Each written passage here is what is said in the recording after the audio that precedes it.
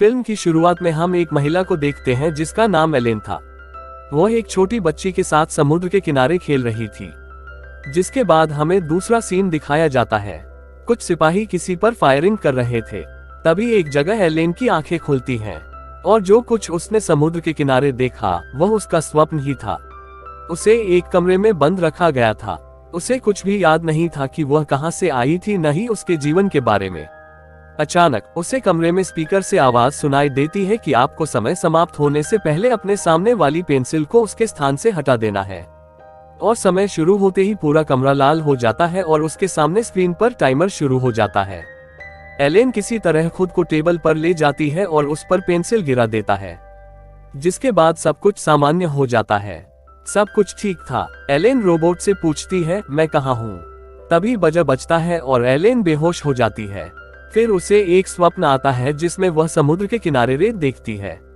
यह सब देखने के बाद वह होश में आती है, लेकिन इस बार उसके हाथ पैर बंधे हुए थे और उसे फिर से वही काम दिया जाता है कि उसे पेंसिल को हिलाना है।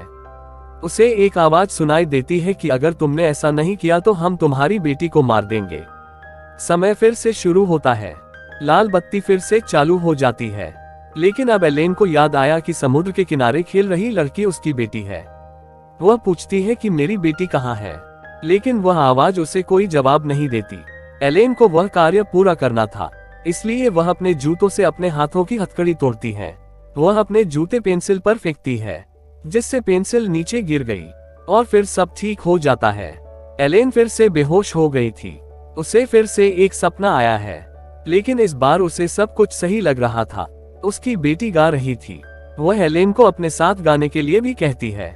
जब वह उसके साथ गाती है तो वह गाते हुए सो जाती है। जिसके बाद इसी कमरे में उसकी आंखें खुली जहां उसके साथ सब कुछ अजीब हो रहा था, लेकिन इस बार उसके हाथ पैर खुले हुए थे। वह इस कमरे में दरवाजा ढूंढ रही थी, लेकिन यहाँ न तो खिड़की थी और न ही दरवाजा। टेबल पर खाना भी रखा हुआ था जो काफी अजीब था। एलेन वह खाना खाती है। जब वह थाली में अपना प्रतिबिंब देखती है उसे यह सब बहुत अजीब लगता है। वह उस आवाज से पूछती है, तुमने मेरा क्या बिगाड़ा है और तुमने मुझे यहाँ क्यों रखा है? लेकिन उसे कोई जवाब नहीं मिलता। एलेन रोने लगती है और फिर वह रोते हुए सो जाती है। वह फिर से समुद्र के किनारे का वही सपना देखती है, लेकिन वह जल्दी ही जाग जाती है। उसे फिर वही आवाज सुनाई देती है और उसे कहा जाता है कि तुम्हें पेंसिल को फिर से हिलाना होगा। यदि इस बार आप पेंसिल नहीं हिलाते हैं तो हम तुम्हारी बेटी को मार डालेंगे। जिस पर एलेन चिल्लाकर कहती है, यदि आपके पास वास्तव में मेरी बेटी है तो मुझे इसका सबूत दो। मैं उसकी आवाज सुनना चाहता हूँ। तब वे उसे अपनी बेटी की आवाज सुनाते हैं। जिसके बाद टाइमर शुरू हो जाता है, लेकिन इस बार एलेन के सामने कांच की दीवार थी। वह इस दीवार को तोड़ने की बहुत कोशिश करती है, लेकिन वह इसे नहीं तोड़ सकती। अब उसे गुस्सा आ रहा था। वह गुस्से में चिल्लाती है और पेंसिल को हिलने को कहती है। पेंसिल भी अपने आप नीचे गिर गई। जिसके बाद वह फिर बेहोश हो जाती है और फिर वह सपने में अपनी बेटी को देखती है, जिसके पास बैठी वह रेत का घर बना रही थी। लेकिन इस बार उनके सिर में चोट लग गई थी और वह पीछे से एक आदमी की आवाज सुनती है। कौन उसका नाम पुकार रहा था? जब एलेन फिर से अपने होश में आती है, उसकी आंखें उसी कमरे में खुलती हैं। इस बार वह कुर्सी से बंधी हुई थी और उसके सामने एक आदमी था। एलेन के सिर पर भी यही चोट थी जैसे वह अपने सपने में थी। वह आदमी एलेन के पास आता है, लेकिन वह सोच रही थी कि शायद यही आदमी अपहरण करता है जिसने उसे यहाँ कैद कर रखा है। वह उसे धक्का देती है, लेकिन वह आदमी कहता है कि मैं तुम्हारा पति हूँ, मेरा नाम रोजर है। तब एलेन को सब कुछ याद आता है। वह अपने पति से कहती है, जिसने हमें यहाँ कैद किया है उनकी हमारी बेटी है। अगर हम उनका काम नहीं करते हैं, अगर हम उनकी बात नहीं मानते हैं, वे हमें मार डालेंगे। लेकिन तभी अचानक उस रोबोट की आवाज आती है। कौन उन्हें फिर से पेंसिल हिलाने को कह रहा था? इस बार रोजर पेंसिल उठाता है, लेकिन आवाज नहीं आती। ये काम एलेन ही करेगी। एलेन अब यह कैसे करेगी? वह बंधी हुई थी। रोजर पूछता है, आप इसे कैसे करने जा रहे हैं? एलेन कहते हैं, मैंने यह काम कई बार किया है।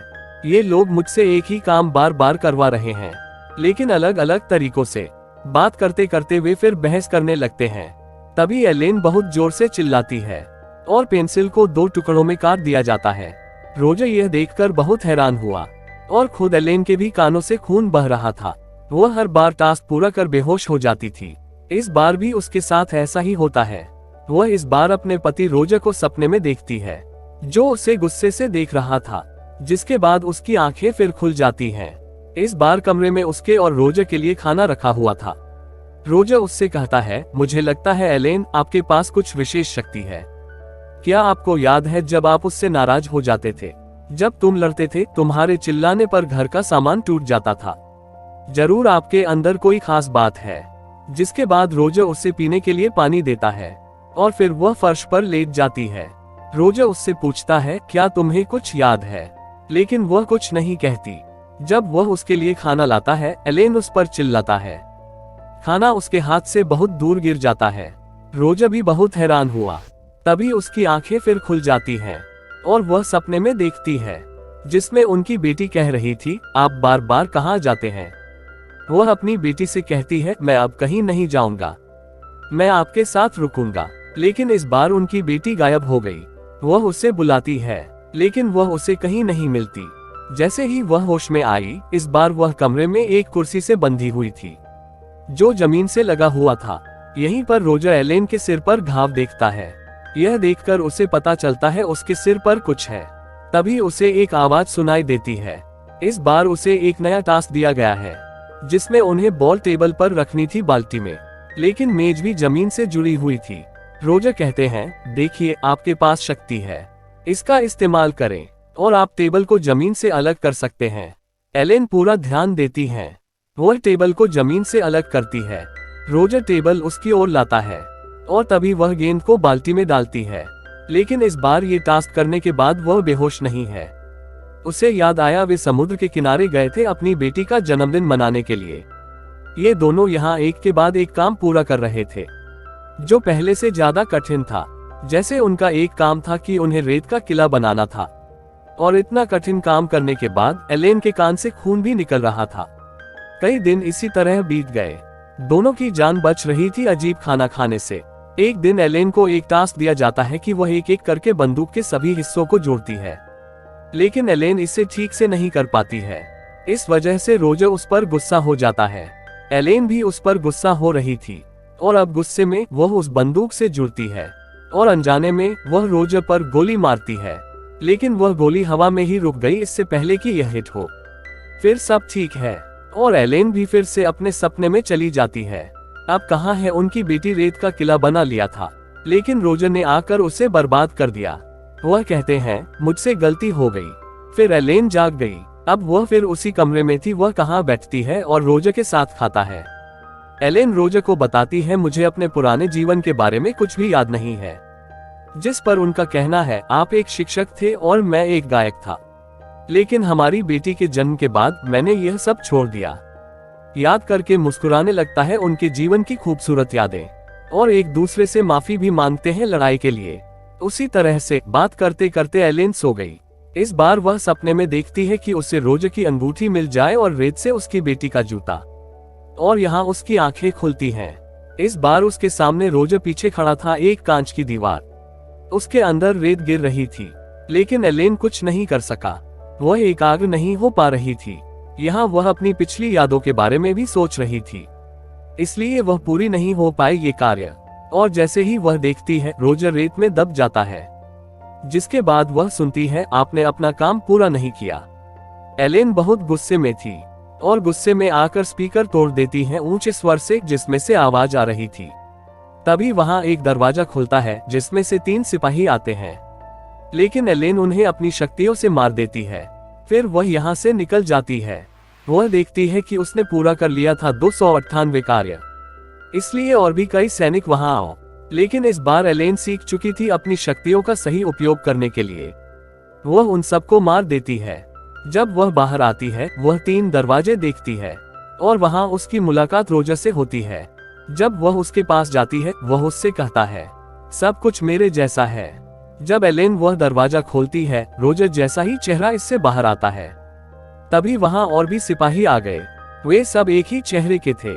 एलेन उन्हें भी मार देता है और फिर वह एक कमरे में चली जाती है, जहां उसे एक रोबोट की आवाज सुनाई दी, आपकी बेटी मर चुकी है। यह सुनकर एलेन अपने नियंत्रण से बाहर हो जाती है और जोर से चिल्लाता है। वे लोग जिनके पास था उसे कैद कर लिया, डिवाइस को बंद कर दे जिसने उसकी यादें मिटा दी। यानी घाव उसके सिर के पीछे वास्तव में एक युक्ति थी जो उसके दिमाग में फिट हो गया था। यहाँ एलेन को सब कुछ याद है। उनकी बेटी का जन्मदिन था। वे सब समुद्र के किनारे चले गए साथ में। लेकिन इसी बीच में रोजर का उससे झगड़ा हुआ था और गुस्से में रोजर ने उस पर हाथ उठा दिया, जिससे वह गुस्से से चीख पड़ी। रोजर और उनकी बेटी मर गई। वह कारण थी उसके परिवार की मौत के लिए। दरअसल एलेन के पास विशेष शक्तियां थीं। वह आवाज भी उसे बताती है कि आपके द्वारा किए गए सभी कार्य ये सब आपकी शक्तियों की परीक्षा थे। आपके सामने एक दरवाजा है जहां आप सब कुछ भूल जाएंगे छोड़ने के बाद। लेकिन एलेन कहते हैं नहीं, मैं अपने पति और बेटी की यादों में रहना चाहती हूँ। मैं ये सारे काम फिर से करूंगा। फिर एलेन के भी वही सपने हैं और उसी कमरे में फिर से उसकी आंख खुल जाती है। लेकिन उसे कुछ याद नहीं था। इससे पहले उसे फिर से पेंसिल हिलाने का काम दिया जाता है। फिल्म के अंत में हमें बताया गया है कि एलेन यहाँ क्यों थी और यह किसकी आवाज थी। यह स्थान एक गुप्त संगठन था। उन्हें कब पता चला एलेन ने अपनी शक्तियों से अपने परिवार को मार डाला। उसके बाद वे उसे यहाँ ले आए ताकि वह यहाँ रहकर अपनी शक्तियों को नियंत्रित कर सके, ताकि कोई नुकसान न हो उसके शेष जीवन में, ताकि उसके आसपास के लोग कोई परेशानी नहीं है। इसी के साथ फिल्म समाप्त हो जाती है।